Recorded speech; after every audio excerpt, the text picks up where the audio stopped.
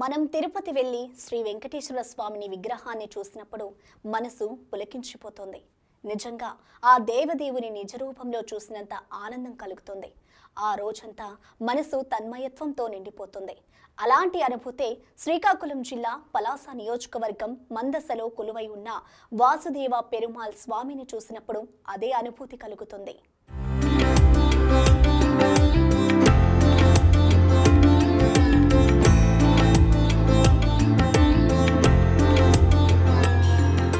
అది దాదాపు 800 సంవత్సరాల క్రితం నాటి ఆలయం. కళింగ శ్రేణిలో నిర్మించిన ఆలయం. ఆలయంలో మూర్తి మాత్రం తిరుమల శ్రీ వెంకటేశ్వర స్వామిని పోలి ఉంటుంది. ఆలయంలోని స్వామి విగ్రహం కంచి క్షేత్రంలోని తయారు చేయించారు. ఈ ఆలయం కొన్ని కోణాల్లో పూరి జగన్నాథ్ని ఆలయాన్ని, మరికొన్ని కోణాల్లో కోనార్క్ దేవాలయాన్ని గుర్తు చేస్తుంది.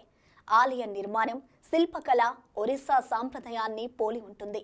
ఈ ఆలయం ఉన్నది మాత్రం ఆంధ్ర ఒరిస్సా సరిహద్దు గ్రామము అయిన మందసలో. పూర్వం ఈ ఆలయంలో వేద విద్యాభ్యాసం జరిగేదట. ఆలయ ప్రాంగణంలో రామానుజులు అనే ఆచార్యులు వేద విద్యను బోధించేవారట. రామానుజులు కాశీ వరకు ప్రయాణించి పండిత చర్చలలో ఎంతో మంది ఉద్దండులను ఓడించి ఉత్తరాదిలో ఈ ప్రాంత ఖ్యాతిని ఇనుమడింపచేశారని పురాణాలు చెప్తున్నాయి. పెద్దజీయర్ స్వామి కూడా ఇక్కడ వేద విద్యాభ్యాసం చేశారు. పూర్వం మందస చుట్టుపక్కల ప్రాంతం వైష్ణవ సాంప్రదాయం చాలా విస్తృతంగా ఉండేదని చరిత్ర చెబుతోంది. ఈ వాసుదేవుణ్ణి దర్శిస్తే సమస్త శైవ క్షేత్రాలు దర్శించినంత మోక్షం కలుగుతుందట. ఇంతటి ఘన చరిత్ర ఈ మందసలోని ఈ వాసుదేవుని ఆలయ సొంతం.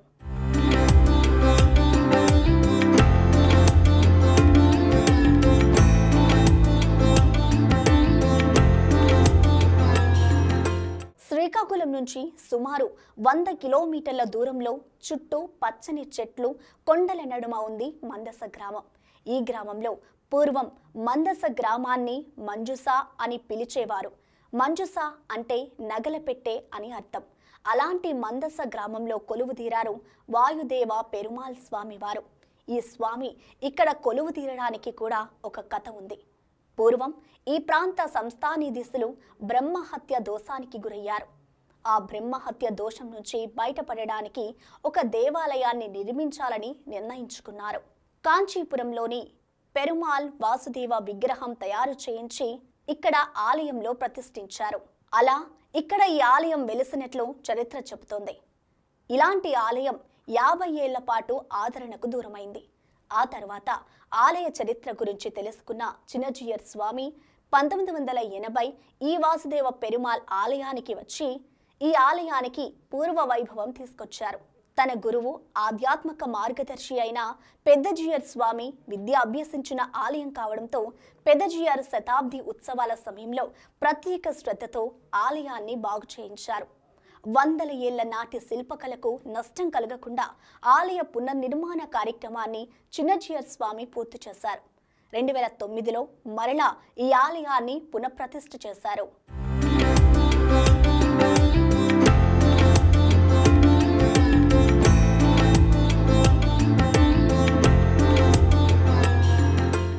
మందస నగరానికి సమీపంలో ఉన్న ఈ వాసుదేవ ఆలయం 14వ శతాబ్దం నాటిది.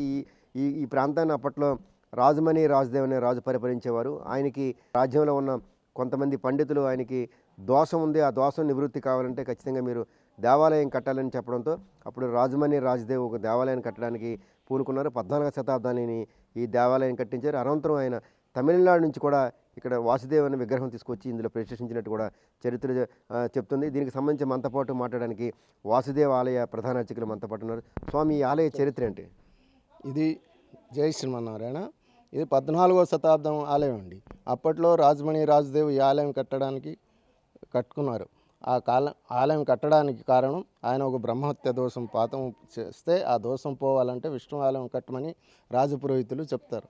అప్పుడు రాజపురోహితులు పండితులు చెప్పిన మాట వినేసి ఆయన అలాగే చేస్తామనేసి మామూలుగా ఆయన ఆ రోజు పడుకుంటే స్వామి కల్లో వచ్చారనమాట. ఈ స్వామి కల్లో వచ్చారు. స్వామి, ఇక్కడ నేను ఫలానా దగ్గర ఉన్నాను, నన్ను తెచ్చి ప్రతిష్ట చేస్తే నీకు ఆ దోషం పోతే అంటే అప్పుడు ఈ స్వామి ఎక్కడ ఉన్నారని ఆయన కనుక్కున్న తర్వాత అక్కడ విష్ణుకాంచిలో స్వామి ఉంటారని ఈ రాజు అక్కడికి వెళ్ళి విష్ణుకాంచి వెళ్ళి అక్కడ రాజుకి చెప్పేసి నాకు ఇలా కల్లో స్వామి కనిపించారు, ఇక్కడ ఉన్నారట, మాకు కావాలా స్వామిని ఇవ్వాలి అంటే అప్పుడు ఆ రాజు "ఆ, అలాగే మీకు ఇస్తాము, తీసుకుని వెళ్ళండి, కానీ ఇది సాలగ్రామ శిలతో తయారు చేసిన విగ్రహం, ఇది జల మార్గంలో పట్టుకొని వెళ్ళాలి అంటే అప్పుడు ఈ సముద్ర మార్గంలో తెస్తారనమాట. రాత్రిపూట మోసుకొని పగలు నీటిలో ఉంచేసి అలా తెస్తూ ఇక్కడ తెచ్చి 14వ శతాబ్దంలో ఇది ప్రతిష్ఠ చేశారు. అప్పుడు ఆ ప్రతిష్ఠ చేసిన తర్వాత ఆయనకి ఆ దోషం పోయింది. ఆ దోషం పోవడం వల్ల ఆయన ఆరోగ్యం, సంతానం అన్ని సౌభాగ్యం అంతా కలిగింది. ఆయనకున్న ఆస్తిలో సగభాగం స్వామి పేరుకి రాసి ఇచ్చారన్నమాట. అప్పటి నుంచి ఆలయం 16 మంది శ్రీవైష్ణవ కుటుంబాలతో ఈ ఆలయం కలగలాడుతుండేది. అలా నడుస్తూ అలా 1957 వరకు బాగానే ఉండేది. తర్వాత ఎస్టేట్ ఎవాల్యూషన్ అవడం వల్ల, రాజుల దగ్గర నుంచి పవర్స్ పోవడం వల్ల ఎండోమెంట్కి ఇది వెళ్ళిపోయింది. ఎండోమెంట్ వాళ్ళు దీన్ని పూర్తిగా నిర్లక్ష్యం చేయడం వల్ల శిథిలావస్థకి వచ్చింది. ప్రస్తుతానికి ఇప్పుడు దీనికి సంబంధించి ఇక్కడ ఈ స్వామివారికి ఎటువంటి పూజలు జరుగుతాయి స్వామి? ఇది పాంచరాత్ర ఆగమనం ప్రకారం జరుగుతూ ఉంటాయండి.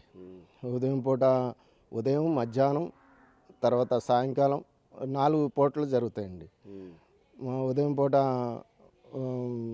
రాజభోగం, ఈ ఉదయం ఆరాధన జరుగుతాయి. అప్పట్లో బాలభోగం, మళ్ళీ 12 గంటలప్పుడు ఆరాధన చేసి మళ్ళీ రాజభోగం, మళ్ళీ సాయంకాలం 4 గంటలకి, మళ్ళీ రాత్రి పవలింపు సేవలు, ఇలా 4 రకాలుగా జరుగుతూ ఉంటాయి ఈ ఆలయ పూజా విధానం. అంతే. ఉత్సవాలు ఏమైనా జరుగుతుంటాయి స్వామివారి? బ్రహ్మోత్సవాలు ఇది మాఘమాసంలో, ఫిబ్రవరి నెల మాఘమాసం అనుకోండి, మాఘమాసం కృష్ణపక్షంలో ఇక్కడ బ్రహ్మోత్సవాలు జరుగుతుంటాయి. ఇక్కడికి స్వామివారు వస్తుంటారు. దీన్ని చిన్నజీయర్ స్వామి గారు 1984లో శ్రీకురువు నుంచి పూరి వరకు పాదయాత్ర చేస్తూ ఇక్కడికి వచ్చారు. ఆయన గురువుగారు ఇక్కడ చదువుకున్నారు అనమాట, వేదాభ్యాసం చేసుకున్నారు. పెద్దజీయర్ స్వామి గారు అంటే ఇది మీద స్వామివారు ఏం చేశారు, మనం గురువు గారు చదువుకున్న ఆలయం చూసిపోదామని వచ్చారు. వచ్చినప్పుడు ఇది శిథిలావస్థకు వచ్చిన తర్వాత ఆయన స్వామి గారు ఏం చేశారంటే ఎండోమెంట్ వాళ్ళకి అడిగారు, మీరు ఎలాగో వదిలేశారు కదా టెంపుల్ని, మాకు ఇస్తే మేము డెవలప్మెంట్ చేస్తామంటే అప్పుడు ఇది ఉభయ వేదాంత పీఠంకి ఇచ్చారనమాట స్వామివారు, ఎండోమెంట్ వారు. ఇది మీద ఎండోమెంట్ దగ్గర నుంచి తీసుకున్న తర్వాత 2000లో దీన్ని పునర్నిర్మాణం చేశారు. పూర్తిగా డిస్మెంటల్ చేసి మళ్ళీ ఎలాగున్న టెంపుల్ అలాగే కట్టేసి 2009లో దీన్ని పునర్ప్రతిష్ఠ చేశారు స్వామివారు. చిన్నజీయర్ ఆర్కిటెక్ట్ ఎవరు కట్టించారు అప్పుడు? ఇది అంతా ఒరిస్సా పూరి స్థపతిలో, పూరిలో ఆలయం ఎలాగ ఉండేది, ఆ ఆలయం ఆలయ స్ట్రక్చర్గా ఉండేది కాబట్టి అక్కడ నుంచి తెచ్చి ఆ స్థపతులు తెచ్చి ఇక్కడ కట్టించారు స్వామివారు. అంటే కట్టించడం కానీ ఇది ఒరిజినల్ దేవాలయం? ఇది ఒరిజినల్. అక్కడ ఉండేది సింహద్వారం ఉంది, అది పడిపోవడం వల్ల అది సెపరేట్గా ఇప్పుడు కొత్తగా కట్టారు. ఇది పాత టెంపుల్ అనమాట. ఇలాగే ఉండేది, సేమ్ ఇలాగే ఉండేది, ఇలాగే కట్టారనమాట దాన్ని. విగ్రహం చాలా అద్భుతంగా ఉంది వాసుదేవునిది. ఏంటి ప్రత్యేకతలు ఏంటి? జ్ఞానానికి, ఐశ్వర్యానికి, ధైర్యానికి ప్రతీక అనమాట. మనం ఏది మా మనసులో కోరిక ఉంటే అది నెరవేరుస్తారు స్వామివారు. అది గుడి 11 సార్లు ప్రదక్షిణ చేసి చాలామంది పోతుంటారు అనమాట. ఆయన కోరికలు తీరిన తర్వాత వాళ్ళు వస్తారు, 108 సార్లు ప్రదక్షిణ చేస్తారు, అభిషేకం చేయిస్తారు, ఏది పూజలు ఏది ఉంటే అది చేసి వెళ్తుంటారు. ప్రతి సంవత్సరం బ్రహ్మోత్సవాల్లో ఇక్కడ గరుడ పూజ అని చేస్తారు. గరుడ పూజ చేసేటప్పుడు సంతానం లేని వారికి ఆ గరుడ ప్రసాదం ఇస్తారు. ఆ దోషం, సంతానం కలగడానికి ఆ దోషం ఏది ఉంటే ఆ ప్రసాదం తినిన తర్వాత ఆ దోషం పోయి ఆ సంతానం కలుగుతాయి. సంతానం కలిగిన వాళ్ళు కూడా వస్తారనమాట. స్వామి మేము ప్రసాదం తిన్నాం, సంతానం కలిగింది, దేవుడికి ఏమైనా ఇవ్వాలా, ఏం చేయాలంటే అప్పుడు వాళ్ళు వచ్చి ఆయనకి తోచింది వాళ్ళు ఇచ్చి పోతుంటారు అనమాట. ఇటువంటి విగ్రహం ఎక్కడైనా ఉందా స్వామి? ఇలా ఇటువంటి విగ్రహం వాసుదేవ స్వామి అనేది ఇక్కడే ఒక్క దగ్గరే ఉందండి, మరి ఎక్కడా లేదు. ఇది ఏడాది పొడవునా పూజలు జరుగుతుంటాయి. ప్రతి సంవత్సరం ఇది 365 రోజులు పూజలే ఉంటాయి. సాయంకాలం ఉదయం నుంచి 12 వరకు ఉంటాయి, 6 గంటల నుంచి 12 వరకు, మళ్ళీ సాయంకాలం 5 నుంచి 7:30 వరకు ఉంటాయి అన్నమాట. ప్రతిరోజు. స్వామివారికి ప్రత్యేకమైన రోజు ఎప్పుడండి? శనివారం పూట. భక్తులు చుట్టుపక్కల నుంచి భక్తులు చాలామంది వస్తుంటారు, దర్శించుకొని పోతుంటారు, స్వామివారి తీర్థప్రసాద సేవించుకొని వెళ్తుంటారు అన్నమాట. మిగతా స్టేట్స్ నుంచి వస్తుంటారండి స్వామి? హైదరాబాద్, విజయవాడ, మన విజయనగరం, వైజాగ్, తర్వాత అమెరికా, ఇతర దేశాల నుంచి కూడా వస్తుంటారు అన్నమాట. వాళ్ళు ముందు మనకి ఇక్కడ వాళ్ళు వచ్చినట్టుగా చెప్తే మనకు ఇక్కడ సౌకర్యం అని చేసుకుంటాం. వాళ్ళ గురించి బయట నుంచి ఎవరు వస్తే ఇక్కడ మనకి కళ్యాణ మండపం ఉంది, వాళ్ళకి ఉండడానికి రూము అన్ని సెట్ చేస్తారు. స్వామివారి ప్రసాదం అన్ని ఇస్తూ ఉంటారు. మొత్తం చూస్తే ఇటువంటి విగ్రహం ఇక్కడ ఒక్క చోట ఉంది మందసలో. వాసుదేవ ఆలయం చాలా అద్భుతమైన కళాఖండం ఇది. 14వ శతాబ్దంలో రాజమణి రాజదేవ్ కట్టించిన అద్భుతమైన కళాఖండాలు ఇది ఒకటి. అప్పటి నుంచి కూడా నిత్యం పూజలు జరుగుతూనే ఉంటాయి. నిత్యం కూడా ఎప్పటికప్పుడు ప్రతి ఏటా కూడా బ్రహ్మోత్సవాలు జరుగుతుంటాయి. నిత్యం కూడా ప్రతి పూట కూడా పూజలు జరుగుతుంటాయి. ఇక్కడ వాసుదేవ స్వామిని 11 సార్లు ప్రదక్షిణ చేస్తే మనం కోరిన కోరికలు తీరుతాయి అనేది కూడా ఇక్కడ ఒక సాంప్రదాయంగా కొనసాగుతుంది. చాలామంది కూడా ఇక్కడికి వచ్చి కూడా పూజలు చేసిన అనంతరం ఎన్నోసార్లు కూడా తమకు మంచి జరిగిందని చెప్పుకునే సందర్భాలు కూడా ఉన్నట్టు కూడా ఇక్కడ అర్చకులు చెప్తున్నారు. మొత్తం చూస్తే అద్భుతమైన ఒరిస్సా సాంప్రదాయంలో అద్భుతమైన కళాఖండాల్లో ఇక్కడ ఉన్న వాసుదేవ ఆలయం ఒకటంగా చెప్పవచ్చు. మొత్తం ఇక్కడ చిన్నజీరి స్వామి దీనిని తిరిగి పునర్నిర్మాణం కార్యక్రమం కూడా చేపట్టినట్టు తెలుస్తుంది. ఎందుకంటే ఆలయం అయితే ఒరిజినల్ ఆలయం అయితే దీని చుట్టుపక్కల ప్రాంతాన్ని అంతటి కూడా చిన్నజీరి స్వామి ఏదైతే దేవాదాయ శాఖను అడిగి మొత్తం అంతా చుట్టుపక్కలంతా కూడా అభివృద్ధి చేసినట్టు చెప్తున్నారు. మొత్తం చూస్తే వాసుదేవన ఇది కంచి నుంచి కూడా అప్పుడు 14వ శతాబ్దంలోనే రాజమణి రాజదేవి ఆ విగ్రహాన్ని ఇక్కడ తీసుకొచ్చి ఇక్కడ ప్రతిష్ఠించినట్టు తెలుపుతుంది. ఇది దేవాలయం ఈ విగ్రహాన్ని పగటపూట తీసుకురాకూడదు. అది కూడా నీరు అంటే ఏదైతే సాలగ్రామ దీనికి ప్రకారం ఏంటంటే అది నీటిలో ఉంచుతూ అది రాత్రిపూట తీసుకురావాలి. ఆ విధంగా సముద్ర మార్గం ద్వారా మద్రాసు నుంచి ఇది ఇక్కడికి కంచి నుంచి తీసుకొచ్చి అలాగా పగటిపూట అంతా కూడా నీటిలో ఉంచి అలాగా తీసుకొచ్చిన తర్వాత ఇది 14వ శతాబ్దంలో ఇక్కడ దీన్ని ప్రతిష్ఠించడం తెలుస్తుంది. విగ్రహం అయితే మాత్రం చాలా అద్భుతంగా ఉంది. దేవుని తాలూకు నిత్యం కూడా పూజలు జరుగుతుంటాయి. దేశ విదేశాల నుంచి కూడా భక్తులు వస్తుంటారని కూడా అర్చకులు స్పష్టం చేస్తున్నారు. వీడియో జర్నలిస్ట్ నాగరాజుతో రామి శ్రీకాకుళం.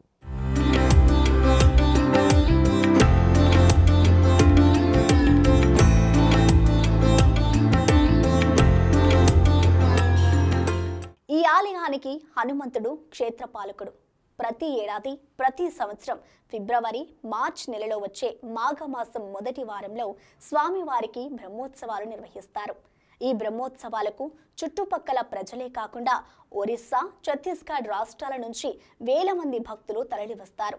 వాసుదేవ్ పెరుమాల్ స్వామిని దర్శించడం వలన జ్ఞానం, ఆరోగ్యం, సంపద సిద్ధిస్తాయని భక్తులు విశ్వసిస్తుంటారు.